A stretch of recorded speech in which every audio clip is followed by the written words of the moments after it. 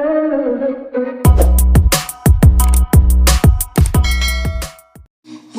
you go, anywhere you go, you belong. Anywhere you say. Dunia Anara seakan berhenti. Dirinya bagaikan tertimpa ribuan ton besi. Mimpi dan harapannya hancur. Melihat benda yang bernama tespek itu memberikan hasil 2 garis merah yang menandakan dia positif berbadan 2. Ponsel yang ada di wastafel ia lempar ke kaca sampai retak. Seperti itulah dirinya sekarang, bagaikan kaca yang sudah retak tidak dapat kembali. Gak mungkin, gue gak mau hamil, ucap Anara sambil memukul perutnya. Mimpi gue masih belum tergapai. Enggak, Anara berteriak sekencang-kencangnya sambil menangis. Untung saja kamar mandinya ada di dalam kamar, jadi suaranya tidak akan terdengar keluar.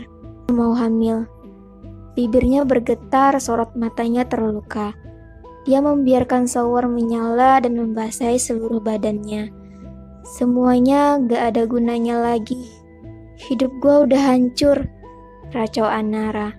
Lalu satu tangannya meronggoh gunting di atas wastafel. Guntingnya dia todongkan pada perutnya. Tak ada keraguan dalam dirinya.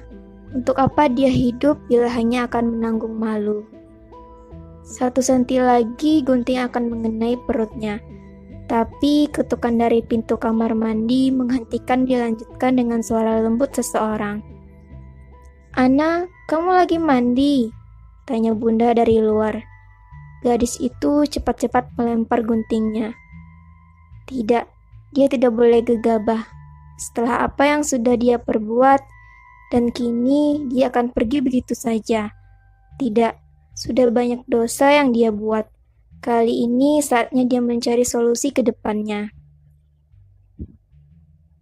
Bila saja Arsy, Bunda Anara tidak datang ke kamarnya, mungkin Anara sudah bertindak gegabah dan nyawanya mungkin sudah melayang.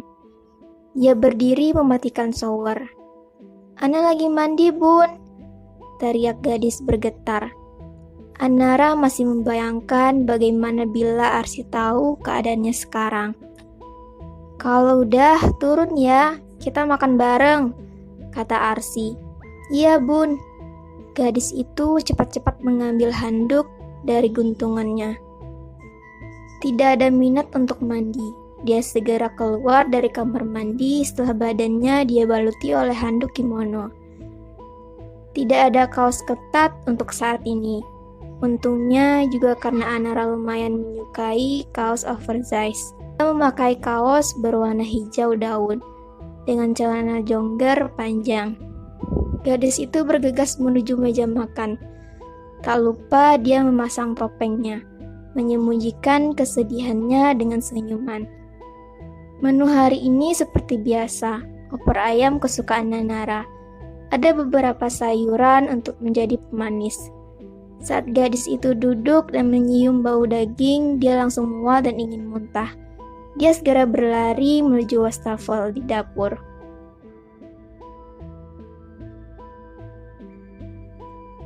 Ana, kenapa? Tanya Arsy panik. Wanita itu mengelus-ngelus punggung Anara agar lebih enakan. Bun, Anda mual, nyium bau ayam. Gadis itu setelah membersihkan mulutnya. Kok tumben? Bibi buatkan teh hangat ya, ucap Bisuti. Sedangkan Arsy menggandeng Anara ke sofa di ruang tengah. Besok olimpiade kamu gimana, Ana? Tanya Arsy. Anara menggeleng pelan. Ana mau ngundurin diri aja, Bun. Ana nggak pantas buat ikut olimpiade. Loh, kenapa? Tanya Arsy terkejut. Baru pertama kali dia mendengar Anara menolak untuk ikut olimpiade. Gadis itu menunduk. Pundaknya naik turun dan terdengar bunyi sesukan. Anara menangis. Bodoh, seharusnya dia tidak harus menangis. Itu akan menimbulkan banyak pertanyaan dari Arsy. Ana, kok nangis? Ada apa? Lihat Bunda. Anara tak mampu menatap bundanya. Terlalu sakit untuk melihat wajah Arsy. "Bu, ini tehnya." Bisumi datang dengan nampan berisikan teh bergelas besar. "Minum dulu sayang." Arsy memberikan gelas itu pada Anara. Gadis itu meneguknya sedikit lalu menyimpannya di meja. "Bunda," panggil Anara.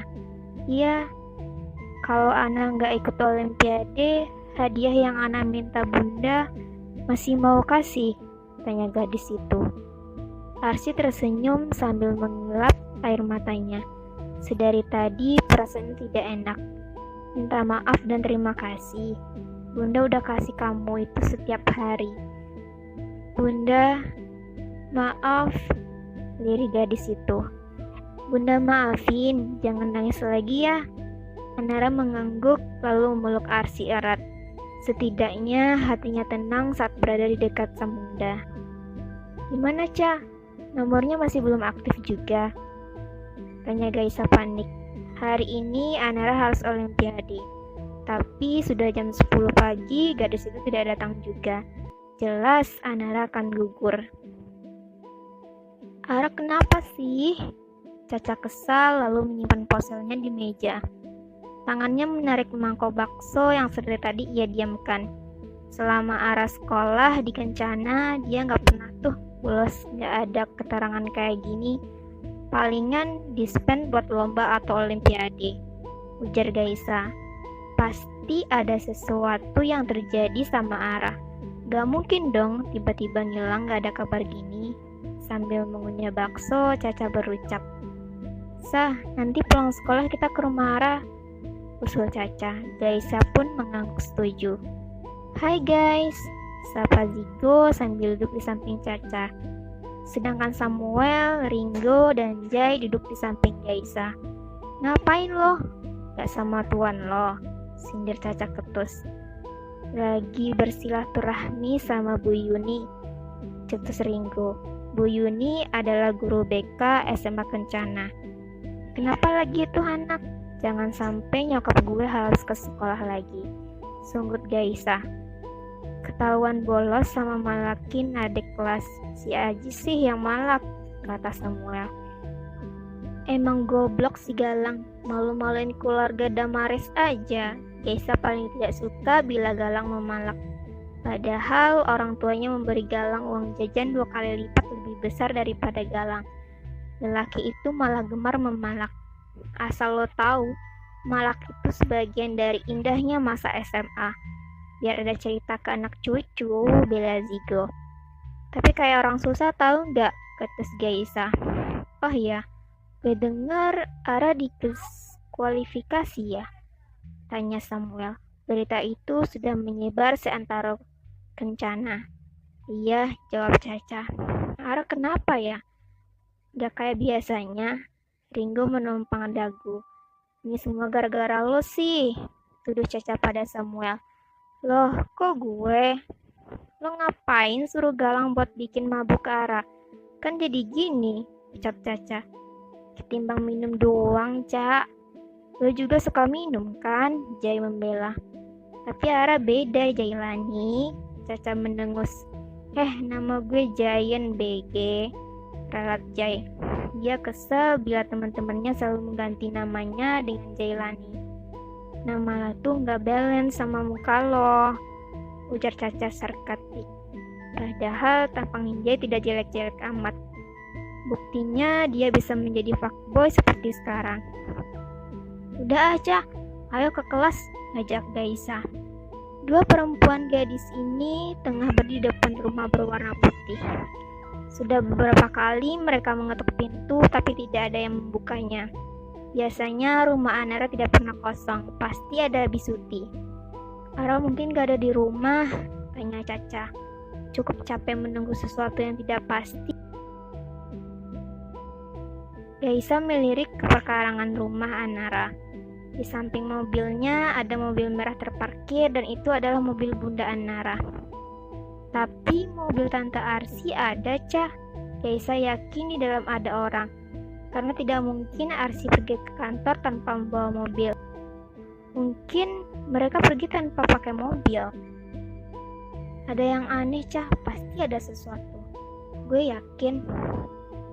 Arsi terus melirik pintu. Dia tidak enak teman-teman Nara sedang berada di luar menunggu seseorang membuka pintu. Nah, kasihan loh Gaisa sama Caca. Mereka datang jauh-jauh buat ketemu kamu, ucap Arsi. Ana lagi gak mau ketemu siapa-siapa, Bun. Biarin, nanti juga mereka pergi. Ra, kamu lagi berantem sama mereka? Tanya Arsi. Enggak. Terus kenapa? Mereka tahu kalau kamu sakit. Nara menggeleng.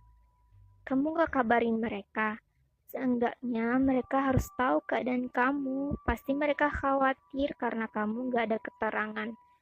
HP Ana rusak, jawab gadis itu cepat. Kok bisa? Iya, tiba-tiba mati, jawab gadis itu seadanya.